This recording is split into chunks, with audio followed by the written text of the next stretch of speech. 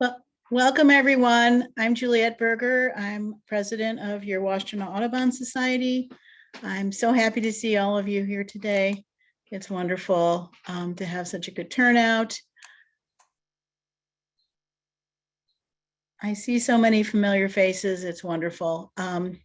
Keith, who is our speaker tonight, is our Washtenaw Audubon treasurer. Jessica is our secretary, and Diana Miller is our membership chair.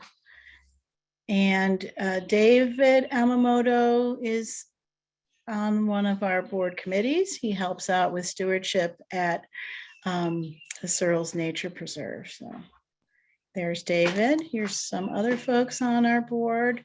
I think that's everyone. Yeah. So I'd like to read, to share with you our diversity, equity, and inclusion statement, but I can't see it. Can you put it up for me, Keith? Oh, yeah, you want me to share it? Sure, I can do that, absolutely. Can you see that? Can you all see that? Yes, thank you. So, oh my goodness, I'm gonna have to move you over here. My little bubble with people in it needs to go. The Birds Washtenaw Audubon pledges to protect different color, size, behavior, geographical preference, and countless other ways. As we honor and celebrate the equally remarkable diversity of the human species, Washtenaw Audubon considers the work of inclusion, diversity, and equity a top priority moving forward. And we hope that in doing so, we can bring new creativity and energy to our work in Washtenaw County and beyond for birds and people alike. Respect, inclusion, and opportunity for people of all backgrounds, lifestyles, and perspectives will attract the best ideas and harness the greatest passion to shape a healthier, more vibrant future for all of us who share our planet. We believe that protecting and conserving nature and the environment transcends political, cultural, and social boundaries.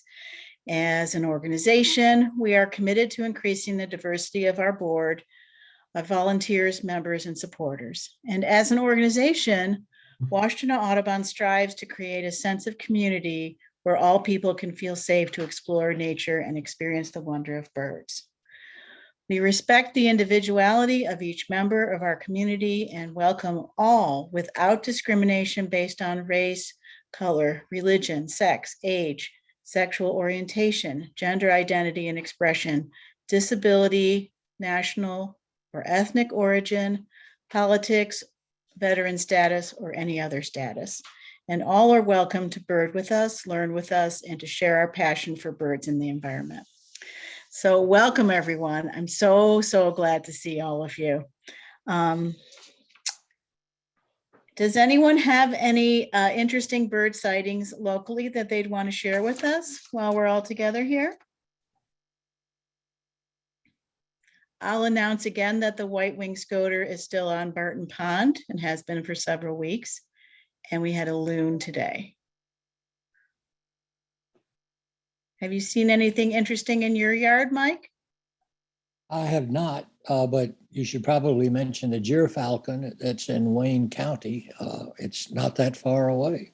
Oh yes, there's a Jeer Falcon at a Sacred Heart Seminary in Detroit in Wayne County. And it's been hanging out on top of the towers on this building for several days now. It's probably the same Jeer Falcon that was hanging out elsewhere in Wayne County earlier in the winter, but it's pretty exciting. Lots of people are getting to see it and seems to sit there all day.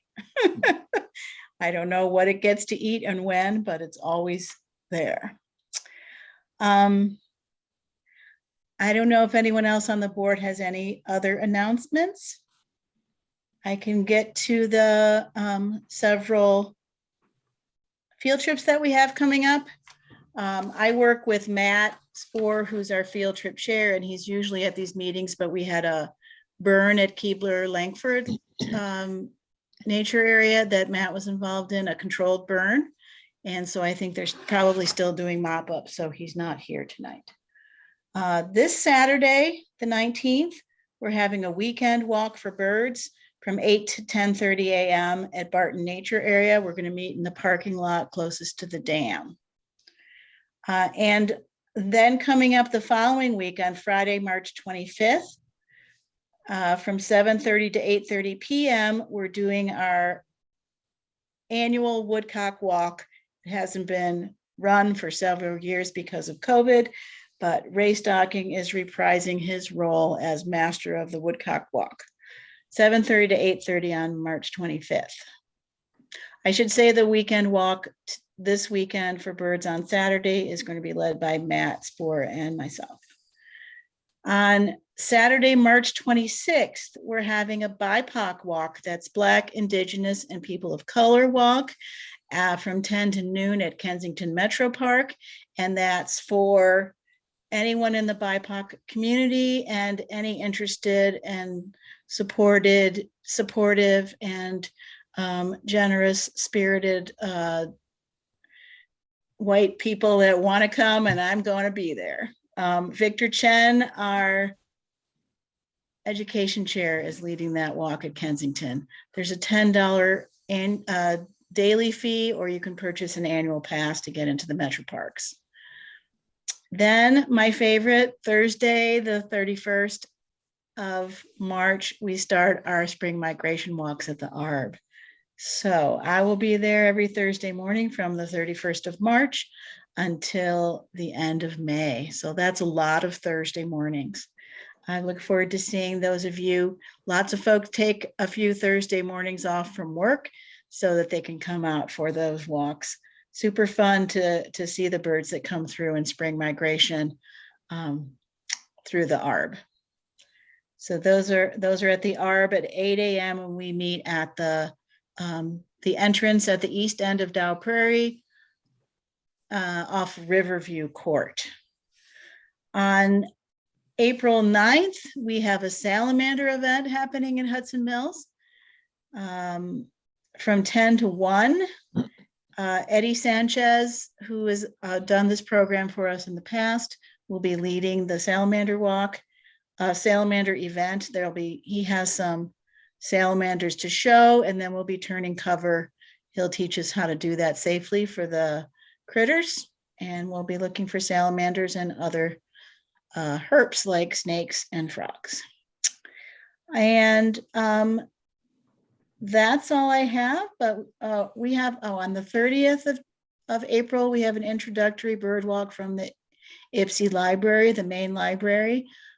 And that's a family-friendly walk, and it's a very short walk, introductory bird walk for mostly kids, and the Water Street Trail will be the destination from the Ypsi Library. I know we have lots and lots of events coming up in April and May. Most of them are not yet listed on our website or on Facebook, but they'll be up soon.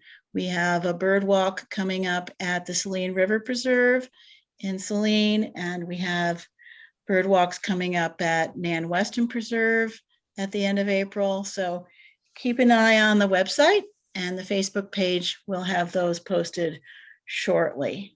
The newsletter should be coming out also in the next couple of weeks, and there'll be more information in there.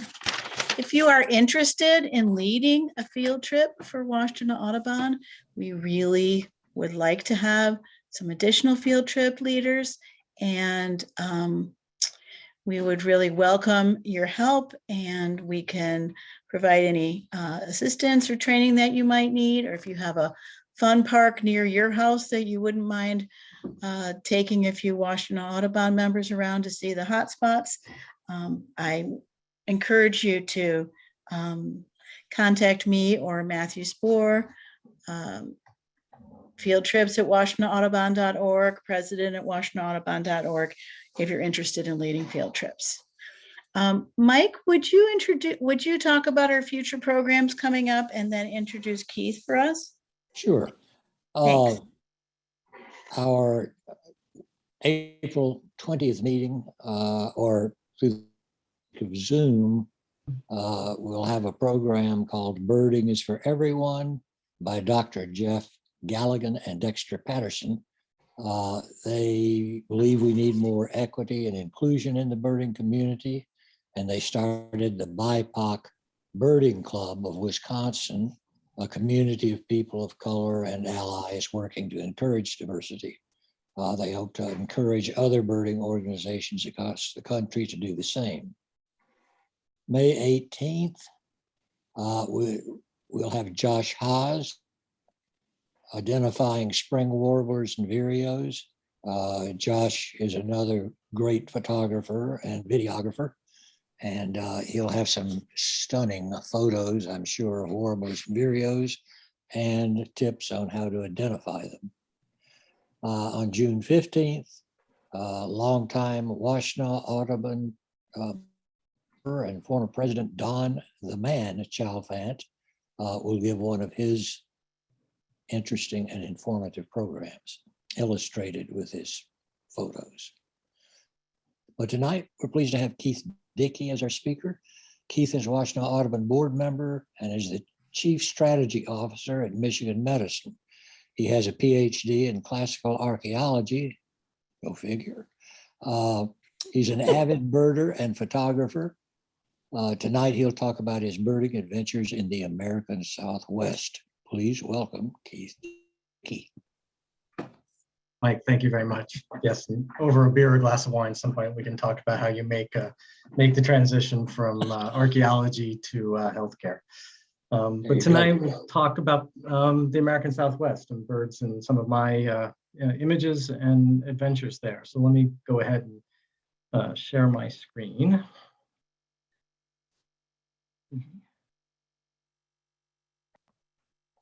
Get this. Can you all see that?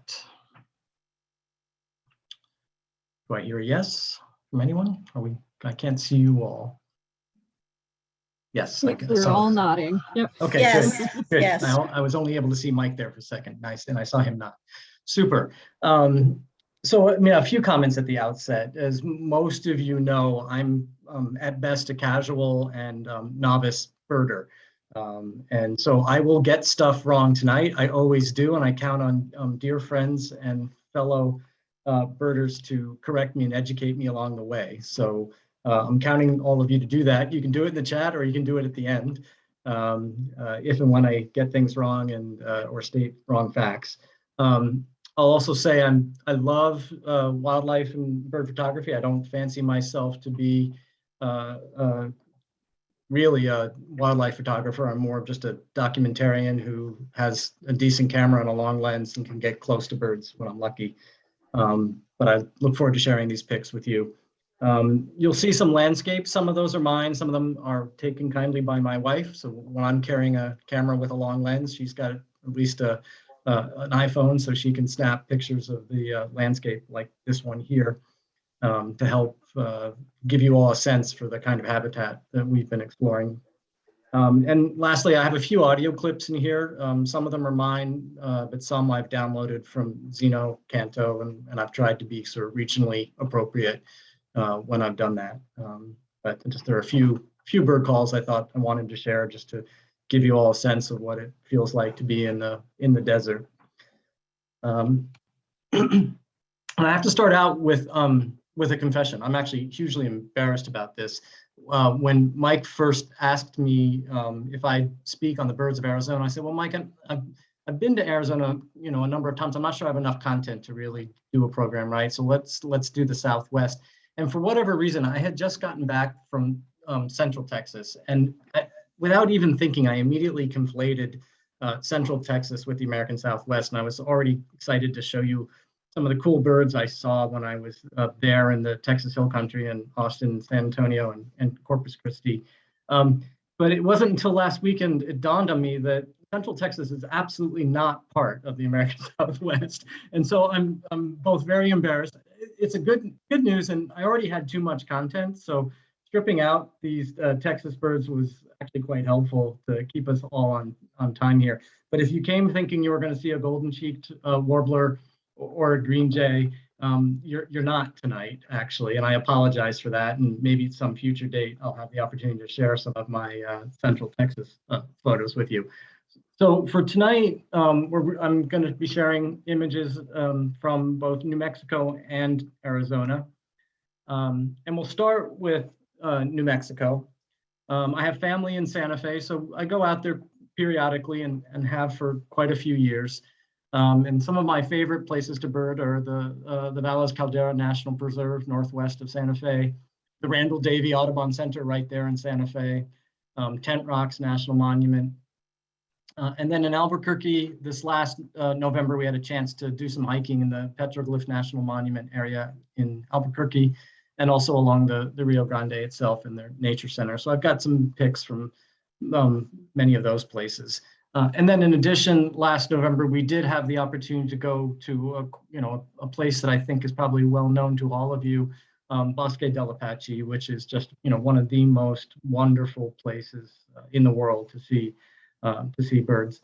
I guess I'll add, I've tried very hard to mostly limit this talk and the images to birds that are unique to the Southwest, or at least to the West, not birds that we share also here in Michigan, but I've squeezed a few in that are familiar to you all from Michigan, because I couldn't not.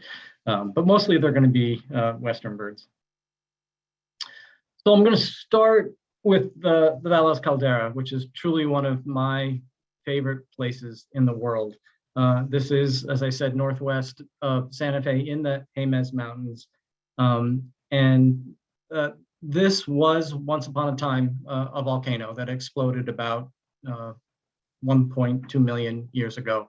And today it's what you can see. The floor of that caldera is now this highland meadow, and it's ringed with what had been the ridges of the volcano, now smoothed over volcanic hills that are now wonderful ponderosa forests. And this is a place I love and have gone back to quite a few times over the years.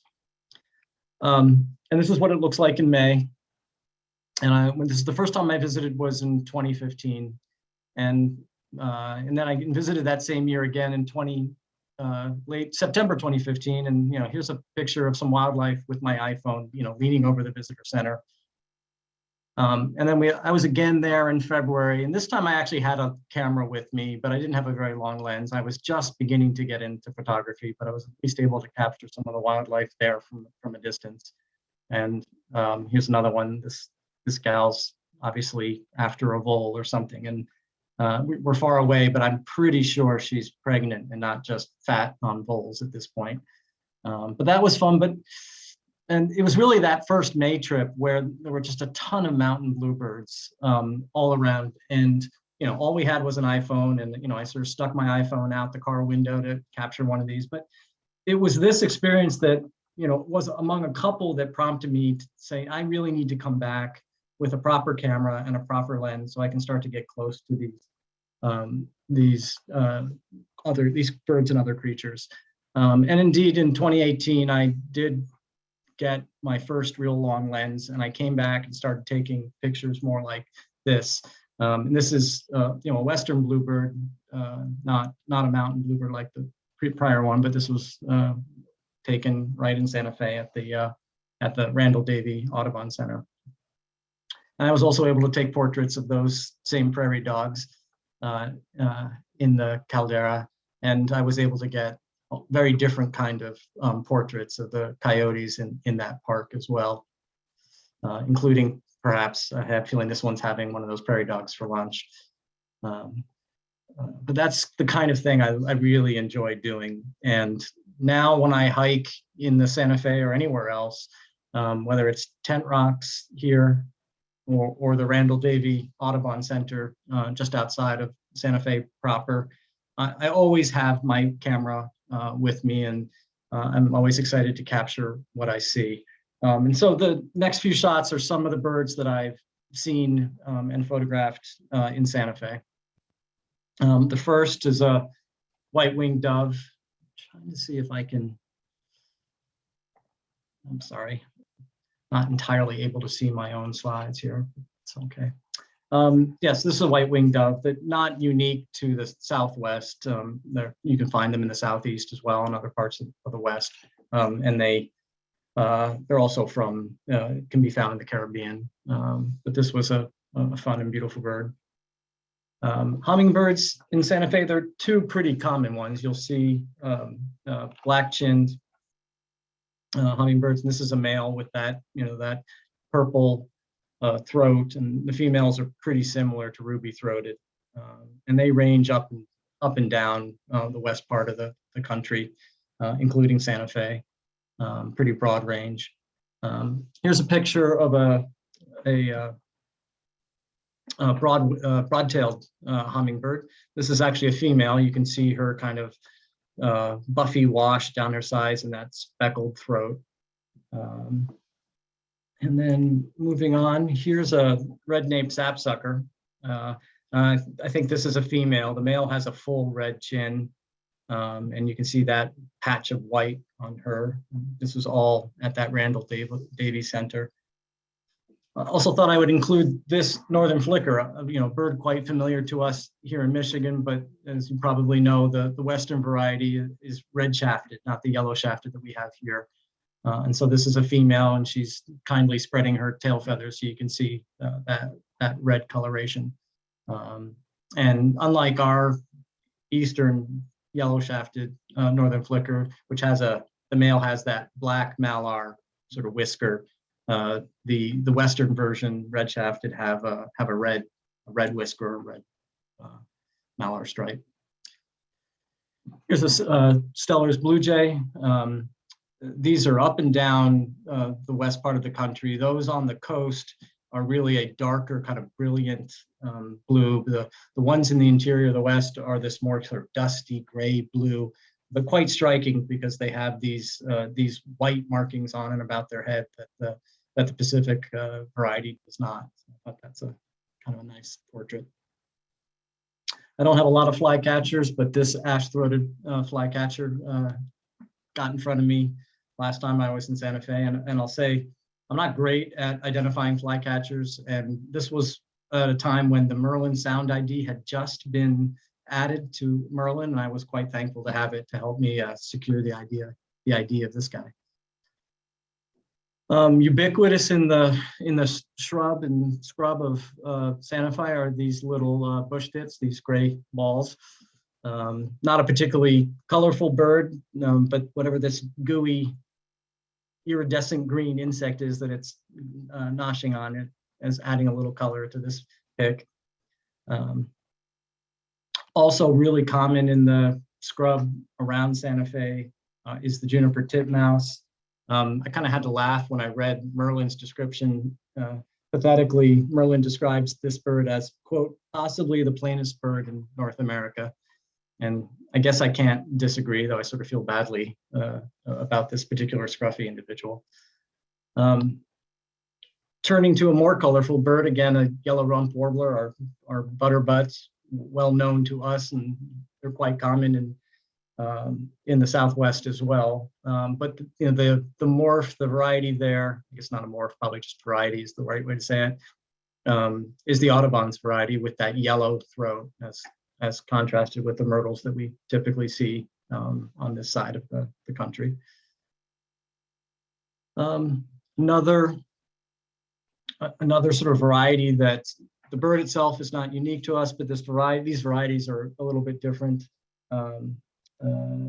This is, I think, a redback variety, and I think that's the case, not just because of that dusty red at the back and the grayish head, but the bill looks to be a darker kind of bicolored bill. Otherwise, they're quite similar to a gray-headed variety, and I'll show you one of those a little bit later, which has a more pale bill. Another variety of junco is this Oregon version with the dark head and light bill and this very sort of buffy tone to the belly. This one I actually took in Albuquerque, but I've seen them in Santa Fe as well.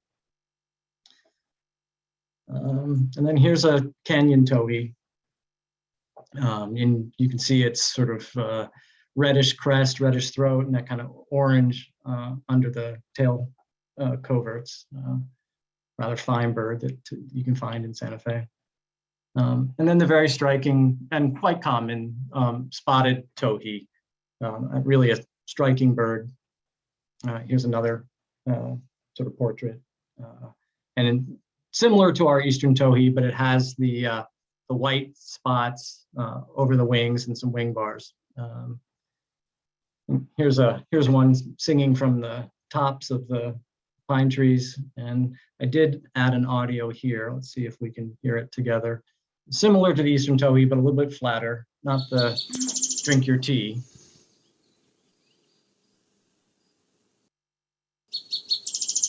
You can hear the three notes and the buzziness that follows. Also pretty ubiquitous is the lesser goldfinch. The males have this darker, cap and back, and they have a very broad range, but are quite common in the Southwest.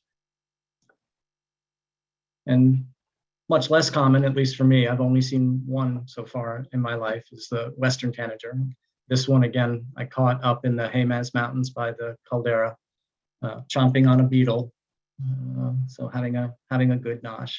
And this was up in that Ponderosa forest. And then the last birds from Santa Fe that I'll share with you are these black-headed grosbeaks. This was just last July. I think these are first-year males. Their breasts are starting to really get more orange. Their heads are darkening up, as compared to this, which was at the feeder at the Randall Davis Audubon Center, Davy Audubon Center. I think this is a proper female. You can see the faint striations on the breast as well. So those are some of the birds I wanted to share from Santa Fe.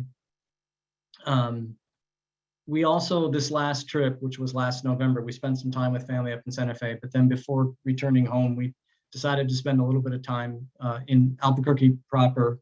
And then also, as I said, we went down to Bosque del Apache. And we stayed at a wonderful place that I highly recommend called Los Poblanos, which is a historic inn and organic farm right on the Rio Grande in Albuquerque proper. It's a lavender farm now and has actually an extraordinarily fine restaurant as well. So definitely worth a pilgrimage. And from there, we did some hiking along the Rio Grande. And then the next morning, we got up early and we went to the Petroglyph National Monument just on the north side of Albuquerque, which is a really interesting place for a whole bunch of reasons. You can see what it looks like, and you can see the Sandia Mountains in the background, but the Petroglyph National Monument is really an escarpment of an old ancient lava flow. You can see it here with these black rocks. This is basalt, ancient lava. And this lava had flowed over these sandstones. And as the sandstones has eroded over time, the lava cap has kind of broken down and these boulders have tumbled down this escarpment. And as it turns out, this basalt, if you take a stone chisel and start to peck away, you can expose the lighter under rock from the dark patina that the stone gets over time. And the ancient Pueblo tribes who lived in this region took to making petroglyphs all up and down this escarpment. It's about a 17-mile stretch. And I think the archaeologists count something on the order of 25,000 petroglyphs across this area. And you can see some up here in the upper corner. That's actually looks to be a face. And then down here, you can see this two-legged bird. Looks like some kind of a crane or waterfowl. And it seems to have something in its mouth. I'm not sure what that is. And then there's another little bird perching up here and some snakes, and perhaps this is a turtle. So really fun hike just to see these petroglyphs, which date from around 1300 to as late as 1700. But while we were there and as we were hiking through the park, I came over the escarpment, I looked down and I came upon this this greater roadrunner sort of perched up. So I quietly pulled my camera and started to take some pictures of him. And I guess note for you, because the rest of my pictures are close up, how long and broad his tail is. And I was starting to snap and he took off. And I was kind of bummed because I thought I was being pretty quiet and I wasn't that close. But actually, this is a good photo because I'm going to show you how they run. They really get parallel to the ground. They really stick their head out. This guy's got his crest up now. You can see the bluish skin around his eye. And he's got that long tail sort of straight out, which acts like a bit of a rudder. And as you probably know, these folks can run. They can run 40 plus miles an hour. But what I realized was it wasn't actually me that had spooked this fellow. It was actually this creature who popped up a couple seconds later after I started photographing. So, and I had to laugh because this felt like classic, 1960s cartoon, Wile E. Coyote after the Roadrunner, and here he was. He wasn't too pleased that I disturbed his breakfast hunt, and he kind of went very slowly off, but looking back and kind of giving me the stink eye as he went. So that was kind of a fun encounter. I've seen Roadrunners before. This is another one in Albuquerque, and this also gives you just a good sense of that coloration around the eye when they're in breeding season. And here again, you can sort of see that. And I just love the mottled feathering that they have. This really helps them be camouflaged in the scrub of the desert. And they're extraordinary hunters. And I watched as this guy plucked a dragonfly right off a plant. So pretty special bird. And this is the state bird of New Mexico. So I thought appropriate to spend a little bit extra time on this one. So with that, let me turn to this special place, which is Bosque del Apache. It's about an hour and a half south of Albuquerque as you drive. The Rio Grande heads south. You basically drive along the river, and in the Saguaro County, you come to Bosque del Apache, which was established in the late 1930s. It's a 57,000 acre wildlife preserve, and it was preserved intentionally because it was such a critical stopover site for migrating birds. And it is famous, if you haven't been there, it is quite famous for the tens of thousands of cranes and geese and ducks and other birds that will winter over there. And this is a point in the Rio Grande where, unlike further in north and south, the river is pretty channelized at this point because of the growth of human activity. Here, because of the bosque, they've been able to allow the river to flood its banks and spread out over the floodplain as it has for time immemorial. And so you really do get a sense for what this world has and been like for centuries. And if you can hear, here's a little bit of a clip. You should be able to hear the sandhill cranes and some of the geese in the background here. And this gives you a sense of what the landscape is like.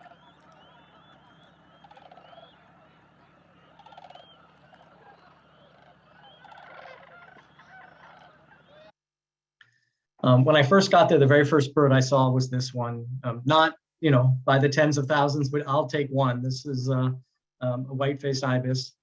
This was a lifer for me, and it's not the full breeding adult with that great maroon head. This has the speckled head of a non-breeding bird, but I loved the iridescent brown and yellow of it. So that was kind of a special start. I was only at Bosque for a few hours, but this was a nice start. But what you really come for is the masses of birds. Again, sandhill cranes, which we know well here in Michigan, but it's quite extraordinary to see them in such masses wading through the Rio Grande. Just a few more images. They congregate at the bosque for protection at night. And so they come in all afternoon after they've been feeding at various corners and settle down all in one huge kind of mass. And then in the morning, take off from there. I was not there at dawn to see what that looks like. I hope to go back, but it was great fun to watch them as they flew in and started to settle in for the evening. And so if you're a photographer and you want to practice birds in flight, this is a great place to do it. And it's not just the sandhill cranes. And when the day that I was there, there had to have been 500 or 800 snow geese there as well. Here's a a bit of an image of that. And they're making their own racket and congregating. And they too are flying in. And I'm quite sure there were some Ross's geese in there as well. I didn't have the time or patience to be able to go sorting through the hundreds to see if I could find those handful of Ross's geese, but I know they were there. And here was another unexpected part of our visit there. This is a flock of red-winged blackbirds, and I don't know if you would call this a murmuration. There's a short video. You'll see a hawk fly in the upper right and then quickly fly out again. And you'll probably also hear the noise of the shutter of my camera. This was my wife taking this with her iPhone, and you can just see here.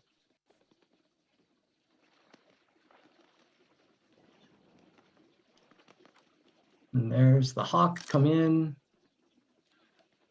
Now, you might have heard my shutter. So that was my wife's iPhone. Here's what it looked like from my camera. I was able to get a good bit closer with my lens, and it's pretty magical. And then I cropped in just for the fun of it. And the resolution isn't great, but it's pretty spectacular to see these many birds and all those white or all those red marks flying through the air. I keep looking at this and thinking, gosh, this should be some kind of a tapestry or something, or maybe some wrapping paper. I don't know. But anyway, it's a special place. If you haven't been to Bosque del Apache, I urge you to go if you can find the time and way and means to get there. So with that, I'm going to turn then to Arizona. Excuse me, let me get back in that presentation mode. Some of the places in Phoenix and Tucson that I visited, the Pima Canyon, which is just outside of town in Phoenix, just south. The Agua Fria National Monument, that was a fun hike north of Phoenix, about halfway on the way to Sedona. Petroglyphs there, but it was also a place where I think I saw 6 or 7 different species of sparrow in about 40 minutes. So that was really fun for me. The Desert Botanical Garden in Phoenix is a wonderful place. Lots of wonderful plants, and it's great if you want to go look for pollinators and hummingbirds and take photos of them. And then a very special place outside of Phoenix called the Riparian Preserve. It's in the town of Gilbert, and I'll show you a few pics from there as well. And then further south in Tucson, I have some pictures from the Arizona Sonora Desert Museum, which is just to the west of Tucson in the Saguaro National Park region. Tucson has its own little botanical gardens right in town, and you can catch hummingbirds there for sure most afternoons and mornings. We took a quick visit to a urban park, and I saw my first Vermilion Fly Catcher and Acorn Woodpeckers there. And then the mountains that sort of ring Tucson in multiple directions, they provide these cool canyons where a lot of interesting wildlife congregates. One of those is Sabino Canyon, and then we made some trips south, about an hour and a half south of Tucson, into the Santa Rita Mountains and the Coronado National Forest, and a particular place called Madeira Canyon and Santa Rita Lodge, which is a big hotspot for birders.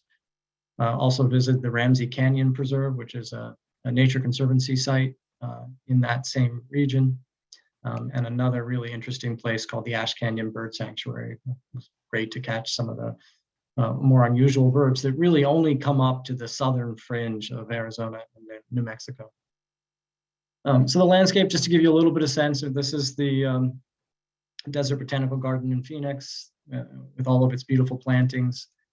And it's just a lovely place to visit. Here still looking up with the red rocks in the background. And then this is the riparian preserve that I mentioned. The town of Gilbert decided, I've got a few notes, let me see if I can pull those up, that they wanted to make sure they used 100% of their, reuse 100% of their effluent water. And so they created this preserve. It's on about 110 acres.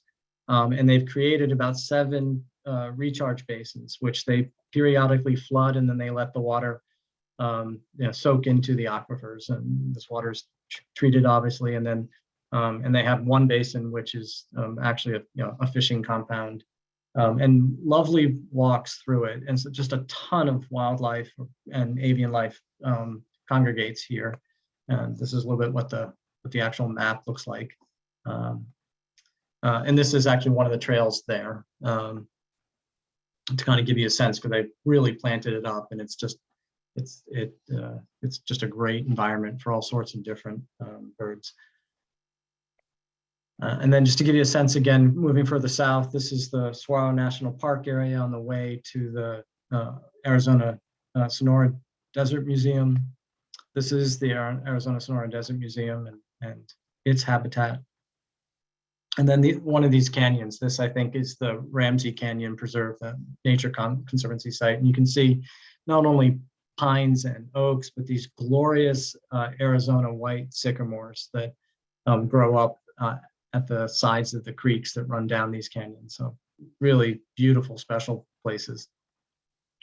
So I'm going to run through my Arizona birds, and the rest of this talk is roughly in taxonomic order. So I'll start with some waterfowl, and these are mostly from Phoenix. I said I wasn't going to show, birds that we see here in Michigan, but I couldn't resist this northern shoveler, since this seems to me to be like quintessential shoveler, just a complete mess. So I kind of like this portrait. I did just in Tucson. I'd seen cinnamon teals once before in California, but I'd never gotten decent photographs of them. So saw this just a couple weeks ago in Tucson at Tucson's version of the riparian preserve in Phoenix is the Sweetwater wetlands just outside of Tucson proper to the northeast. Another version of the cinnamon teal. Here's a neotropic cormorant up in Phoenix sunning itself at the riparian preserve. A rather fine American white pelican and some black-necked stilt sunning themselves and stretching out in the morning sun. Some American avocet pair.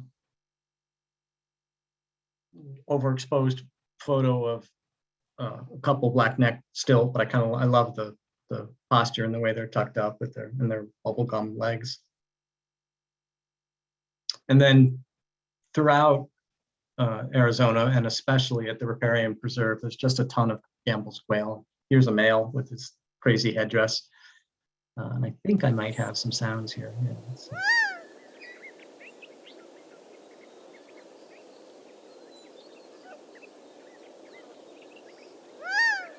You'll hear that a lot as you're walking through the desert scrub of Arizona. Here's a female, and she's in a shrub and just having quite the meal. This is actually a Fremont's desert thorn bush. It's in the nightshade family, and she's obviously really liking the young blossoms. Here's a Eurasian collared dove. These were introduced into the Bahamas to start in the 1970s. They actually escaped from a pet store. A handful escaped, and then the owner let the rest of the flock of about 500 out. And at that point, they colonized the Bahamas, and then pretty swiftly moved to Florida and have spread out to large swaths of the U.S. since then. And this is an Inca Dove. Inca Doves don't like the cold, and this was a cold morning at the riparian preserve, so he or she was pretty puffed up. But they so don't like the cold that when it does get too cold, they actually start stacking up, and you will sometimes see pyramids of Inca Doves, one upon another, as they try to stay warm in the cold mornings. Again, American kestrel, not an unfamiliar bird to any of us, but I couldn't resist including this portrait sitting on a cactus that I took in Phoenix a few years ago. And likewise, this merlin that I shot in Phoenix. Although this is a morph that I guess we wouldn't see. I think this is a prairie variety, this light variety with the very faint eyebrow. And I think this is either immature or a female. But perhaps the raptor that I most love, maybe of all, and certainly in the Southwest, are the Harris's hawks. They're glorious with their rusty sides and their tawny dark body and color. And these are really interesting birds because they're extremely social. You will often see them in numbers, 2, 3, or more.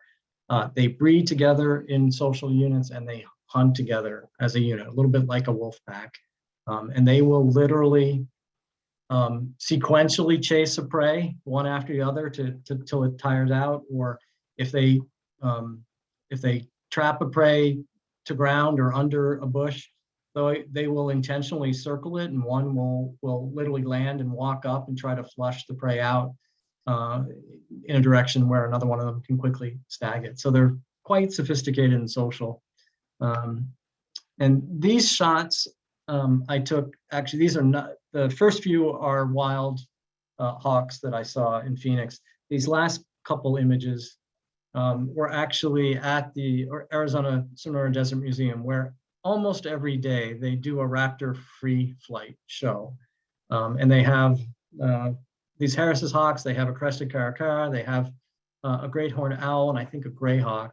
And they do a wonderful demonstration, letting these hawks without tethers or any kind of lead line fly free in a demonstration through the desert with folks watching. And it's a really great educational event.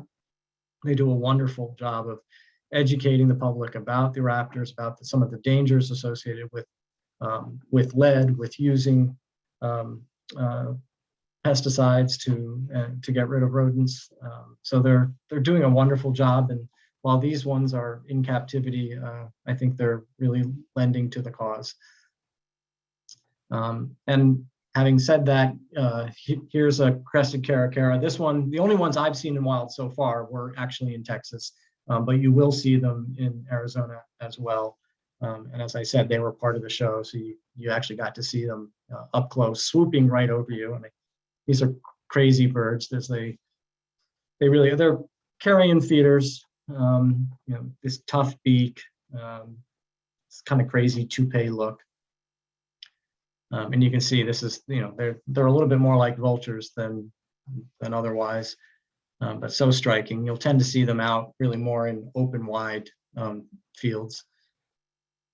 Here are some that I saw in Texas last year. And then turning from the raptors to the hummingbirds of Arizona, here's an Anna's hummingbird, very distinctive magenta hood. I think I read someone calling them sort of jewelry in flight. I can't argue. I think that's how I feel when I look at this particular photo. Here's another one, another male, and you can really see that full. It's not so much a gorget or a throat. It's a full balaclava of magenta. This is, I think, the same bird, just from a different angle, and you can appreciate how different the colors are depending on which angle and how this light is hitting the feathers. And then here's a female. This is a female Anna's. This was on a cold morning in the Desert Botanical Garden, so she's pretty puffed up, but I like this shot. She's sitting on a plant that's actually called a Baja fairy duster. And it seemed quite appropriate to me with that fairy duster flower and this bit of a fairy sitting and perched in the branch. The Anna's hummingbird is pretty ubiquitous up and down the West Coast. It's not unique to the Southwest. There's a close-up of her. And by the way, you can see that sort of dirty patch under her beak, which tells me, I think, then therefore an Anna. Usually it's a little redder than that, not so dirty, but that would be a diagnostic for an Anna's. This is a Costa's hummingbird male, and this with this great purple cap and throat, and the flaring gorget of its throat colors. A little closer, I think this is actually the same bird. You can really see the detail of the feathers. Another one, and also distinctive is this kind of white line that wraps around the eye. Here's another one in flight. And here's another one, drinking nectar from, this is another native plant to the desert. I think the common name is chupo rosa, which I think in Spanish actually means hummingbird bush, rightly so. The next hummingbird to call out is the broad-billed. You won't see these in Phoenix so much, but if you go to Tucson and points further south, you will. Really distinctive. The male has this, orange beak that's terminates in black, and then the shimmering green and blue. This is another male just filling out. Here's a rather sleepy looking and probably cold female, pretty puffed up. And here's kind of a fun shot of one taking off. You still can't miss that it's a broad-billed when you see that orange bill. And then this last trip to Tucson, we went further south, as I said, into some of the mountain canyons to the south of Tucson. And we did have the good fortune of seeing this last trip several Rivoli's hummingbirds, formerly called the Magnificent Hummingbird, up until about 2017, I think, at which point the Magnificent was split into two species, and the species that extends from Nicaragua up through Mexico and into and touching the southernmost parts of Arizona and New Mexico was renamed Rivoli's. And here he is with his magenta cap and blue-green throat. And this is a large hummingbird, hard to miss. It is a little bit closer. And this was at the Ash Canyon Bird Sanctuary that I spoke about. Also saw them in Ramsey Canyon Preserve. Here's one perched in a pine tree. And if you tilt a little bit, you can start to see that blue-green throat. And then backing up to Phoenix, the Rosy-Faced Lovebird. This is actually a native of Africa, but there are a couple feral populations here in the US that they were released at some point. And one of them is here in Phoenix, another in Hawaii. So you can get your short-tailed parrot when you go to Phoenix. And then native to the desert is the Gila woodpecker. Here's a male on a tree. Here's what the female looks like. You can see the kind of yellowish to her lower belly. She doesn't have the red cap that the male does, but you'll see both of them perched up on cacti, particularly saguaros. They will hammer into saguaro cactuses and make a nesting hole for themselves. And then other birds, once they're done with it, will move in and use it as well, like the elf owl or even a cactus wren, although cactus wrens are good nest builders of themselves. Here's what the Gila sounds like. You can't miss them, and they don't shut up. So you hear them all the time in the desert. Here's a ladder-backed woodpecker. I saw those frequently in Texas as well, and again in Tucson with that red speckled cap, medium-sized woodpecker. And it prefers slightly higher elevations. I think you'll see them even in the desert. Acorn woodpecker. This one was at a palm tree right in the middle of Tucson proper, but you'll also find them up in those canyons in the pine oak forests. Obviously because of their name, and they really are fond of acorns. They are actually huge hoarders of acorns and will actually establish trees that are hollow as granaries, and they will pile in hundreds and hundreds and hundreds of acorns into these self-made granaries. And they'll sometimes do it with man-made objects as well. I don't think that's what this fellow was doing, but he was working hard at this stump when we were at the Santa Rita Lodge in Madeira Canyon. And this was a special and a lifer for me in our last trip. This is an Arizona woodpecker, much rarer than the other two, and the range only extends just a little bit up into to Arizona. And they're not actually black. The colors here are actually true. They're really more brown than black. So this is a relatively rare and special woodpecker. In a similar vein, this is the Gilded Flicker. So similar to our northern flicker, but it has this really rich cinnamon cap and that red malar stripe. And you'll see them, just as you'll see northern flickers work in the grounds here, you'll see them more often than not on the desert floor. This is a Mexican jay. You won't see them in the desert. This again is more in the Southern Canyon area, and I thought this was a pretty spectacular specimen. Say's Phoebe. This was up at the Riparian Preserve, and you can see the buffiness of the breast. And a black Phoebe, also from Phoenix. But then much more spectacular. Here's the Vermilion Flycatcher. And again, the ones we saw were right in town in Tucson. It was fun to walk up to them. There's another male. Here's what the female looks like, gray with that the red limited to her kind of lower belly. Again, not particularly good photos. It was a tough and bright day, but got to document them when you see them. And then moving from flycatchers to killers. Here's a Loggerhead Strike. True to form, I've seen them with lizards as well, but this guy's got a grasshopper, and this was kind of a fun series. As he worked this guy down the hatch, swallowed it, and then I really felt like he was just looking at me and saying, like, "What are you about? What are you looking at?" So this was, I thought, a fun interaction with a tough bird. Also in the desert, you'll see and hear the curve-billed thrasher, often pretty common bird. Here's what it sounds like.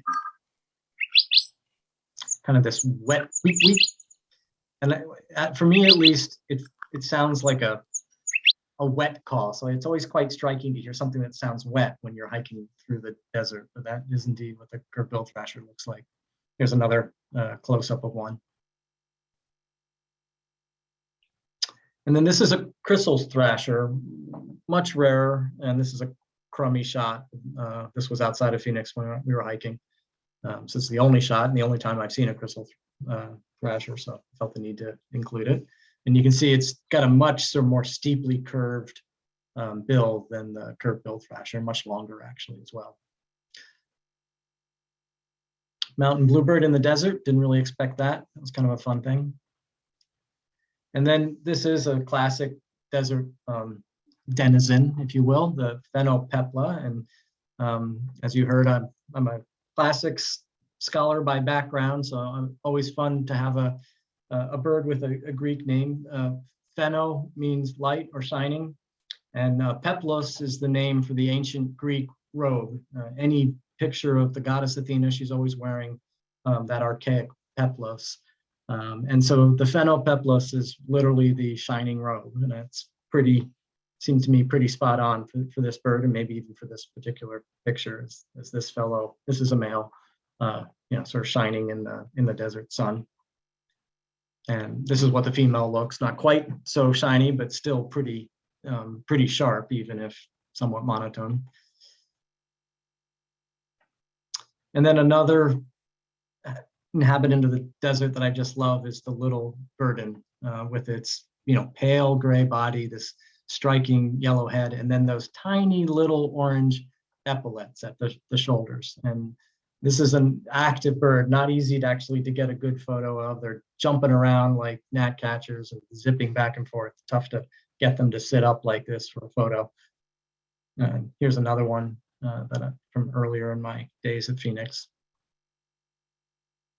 And then this was a new bird for us when we went south of Tucson into the canyons. This is a Bridal Tip Mouse, and another really striking bird. I just love its look. It's pretty dashing with its goofy crest. It actually was a windy day, so I couldn't resist also including a picture of it with its crest blown around, making it look a little bit less dignified. That's a cool little bird. Back in the desert, it's time to talk about wrens and the state bird of Arizona, which is the Cactus Wren. But I also couldn't help including a picture of this wonderful Saguaro Cactus. This is actually they refer to it as a crested cactus. it's not a different type or species of cactus. It's actually a saguaro that's kind of gone crazy. And I don't think it's entirely clear why this occasionally happens. Could be a genetic mutation. Some thoughts are that it occurs after a lightning strike or maybe after frost damage on a cactus, but every once in a while they take off and do this crazy form. But it's pretty spectacular. And you can see this particular cactus that has, not so helpfully, a European starling on the upper right, and then a cactus wren in the lower right. And you can also see in the lower left, there's a nest hole there. So either a gilded flicker or a Gila woodpecker went to work on this one. And that's what those nests look like. So here's your classic cactus wren on the ground, but more often you're going to see them at the top of the cactus. And particularly the saguaros, just belting their song out, and this is what they sound like.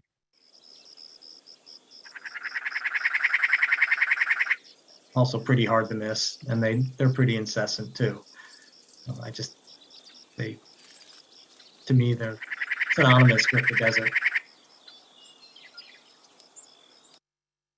Here's another one straddling a cholla cactus. And then here's a canyon wren. Tougher, a lot tougher to see. They flit and they're pretty shy, but they're amazing also to hear. I think I have, yes, audio. And you'll hear in a second again. The call I love is this downward descending roll and then the hissing at the end.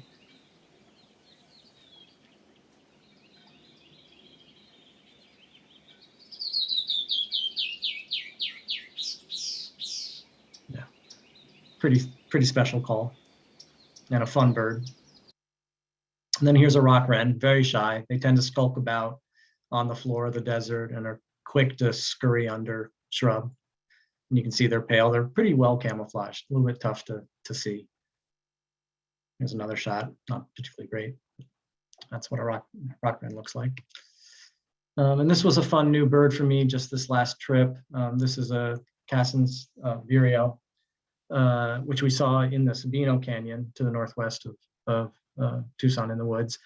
And Cassin's and Plumbeus vireos, they occur together in this area and they're tough to separate. I'm pretty sure this is Cassin's because it does have this yellowish wash to it and also yellow in the wing feathers, whereas a Plumbeus is pretty straight up gray and white.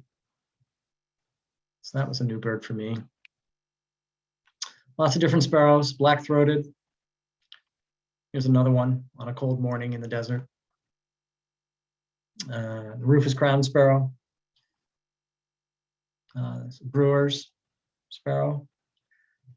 And then back in the junco variety again, this is the other variety of junco that I said I would be sharing. I think this is a gray-headed junco variety.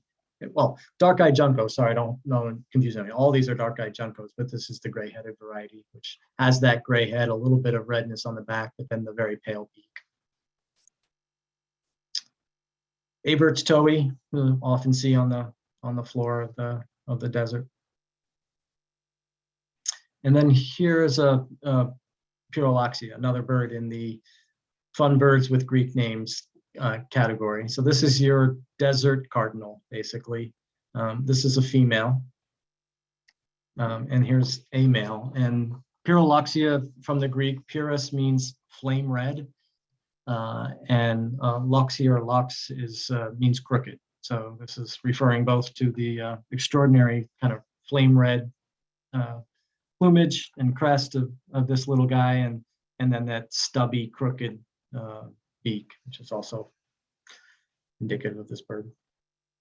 Here's another male. This is really in its sort of full flame red glory, and a little close up of that same bird. And then lastly, my last bird of the evening is from the Tanager family. This is a hepatic tanager, which we got to see again in the Santa Rita Lodge in the Madeira Canyon. This is the male. And these guys, they only show up in this small bits of southern Arizona and New Mexico, but their range further south is quite extensive. So they may be the most limited tanager of the 4 that we have in the US, but they have a more extensive range than the Western or Scarlet. And here's a female, she was with him. And then I guess I'll just end here with the sun setting at Bosque del Apache again, return to New Mexico just for a minute to sort of take in this glorious sight one more time. And again, another view of an evening view of this bird that we Michiganders and the American Southwest get to share. So I will leave you with that, or I guess I'll actually leave you with one quick shameless plug that if you've enjoyed these photos, I do try to post occasionally on Instagram, and that's my handle, or whatever they call it in Instagram. So with that, I'll take down the share and see if folks have questions or thoughts or things they want to share. And as always, as I said, please, the corrections are not welcome. Don't feel badly if I said something wrong. You help me and educate. So I appreciate that. Great photos. Great, thank you. Yeah, that was Keith- breathtaking. Yeah, it was beautiful. Keith, I'm heading to Arizona next month, so this was just really perfect. Great, I will let your whistle then for sure. I am so excited. Well, I'm excited to get out of Michigan anyway, but just to get down there I'm going to go to Tucson and south, so Santa Rita Lodge area, and I'm really looking forward to it now. So thank you. Right. Thank you so much, Keith. That was really, really gorgeous. And I loved the story at the beginning of how you became a photographer was really engaging and interesting. I sort of thought when I first met you, which was around 2018 or 19, that you had been taking photos all your life, but No. it was a brand new hobby at the time. Yeah, and one I enjoy. Nice. I'm not nearly as good at it as some who are on this call, actually, but I do enjoy it. Well, I enjoy your photos very much, and thank you so much for this great program. And I see a question in the chat. Let me just, Debbie's asking what kind of camera do I use. Right now I'm shooting with a Canon D500, which is, it's a professional, mid-range DSLR. And then I have Nikon, yes, sorry, did I say? Yes, Nikon D500. And I'm shooting mostly with a newish lens that Nikon put out. It's a 500mm lens, but it's actually quite light.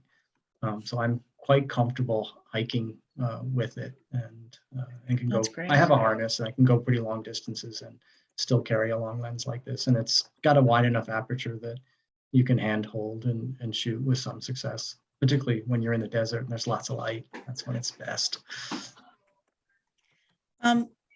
Thanks, Keith. Dawn was asking what time of year you took most of your photos.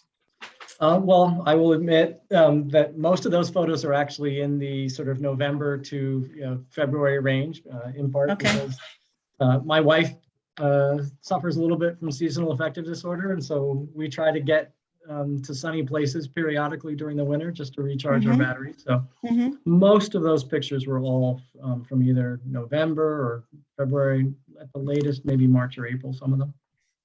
Although in Santa Fe, we're there year round because we have family and we pop in and out frequently enough. Some of the photos from Santa Fe were even July. So those tanagers are down there even during the late fall and winter months? The hepatic, no, those, I think they only come into the United States during their breeding season, but they're here. I think they arrived quite recently. Okay, and I'm then pretty sure they do not stick around year round. but the Western Tanager, would that have been a late fall bird? I took that photo in July. So yeah, I'm not sure. Some of those neotropic migrants then are not in the winter. They're ones you took in the summer. Yeah. Yep. Cool. But the hummingbirds are there year round, some of them? Yeah, most of them. I think the Rivolis moves back south into Mexico and is only here for the breeding season. Okay.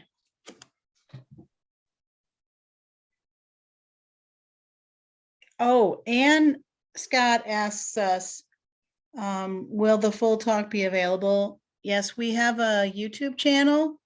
So you'll be able to access the recording of Keith's talk. Go to our website, washtenawaudubon.org, and on the homepage, if you scroll all the way to the bottom, there's a link to our YouTube page where you can find almost all of our Zoom programs since we started doing them on Zoom.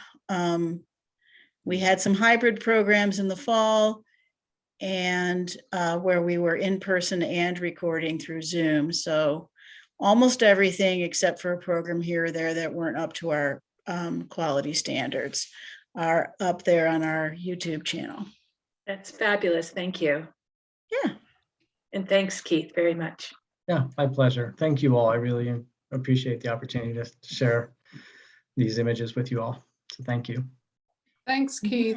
Thanks, Tom Keith. and I just got back from Arizona and Arizona and went to virtually all the places that you named and are looking forward to your spots in New Mexico. We haven't been there yet, so Right. we'll do that. Thank you.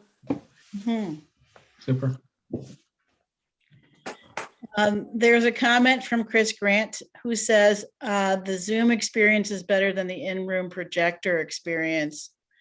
This was a wonderful session. Thank you. I do find that sometimes when we do the use the projector in person, that some of the colors get washed out of the photos. So I have to say, I was sad not to be able to see you all in person, but I was actually not that sad when the decision was made to go to Zoom for that very reason. yeah, you don't lose a thing on Zoom in terms of the photo quality. Yeah. Other questions for Keith?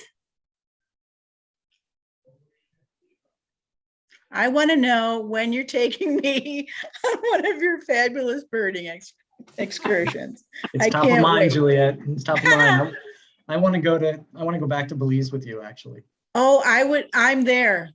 I'm absolutely going to Belize with you.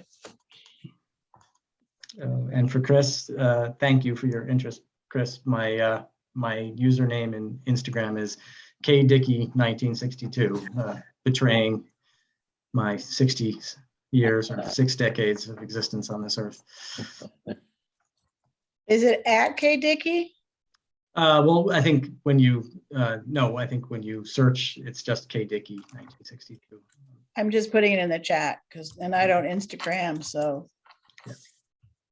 K Dickey 1962. It's in the chat if anyone's interested in following Keith on Instagram. And I'm not a crazy frequent poster, but when I have things that I think are worth posting, I do. And it's only birds and wildlife. I don't do family or food or anything else. We won't get to see photos of your beautiful daughter and her doggy. No, but you might occasionally see my Irish Water Spaniel mixed in with Oh, the- your dog. Yes, of Yeah. course. but only my dog. Mhm.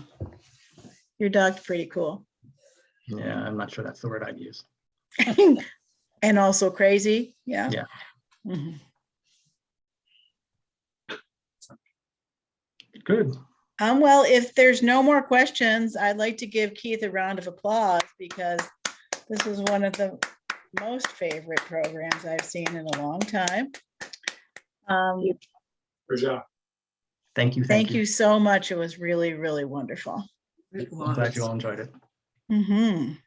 Absolutely. So our next month's program will be via Zoom as well.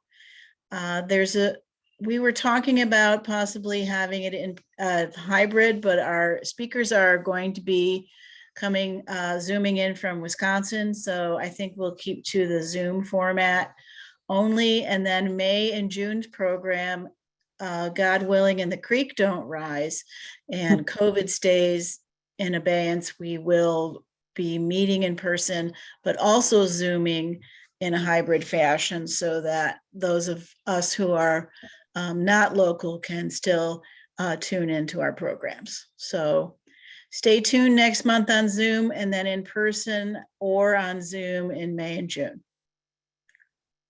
Unless you hear otherwise. Yeah. I hope to see everyone soon at one of our field trips. We're having so many of them. And please come out and see me and Matt and the other field trip leaders. And if you are interested in joining Washtenaw Audubon, if you're not a member, it's really easy to join on our website. So go ahead and visit washtenawaudubon.org if you'd like to join and you're not a member already, or if you'd like to renew and you are a member. Until next month, I'm so happy to see you, and we'll see you again soon. Thanks again, Keith. Thanks, Yeah, Keith. pleasure. Thank you.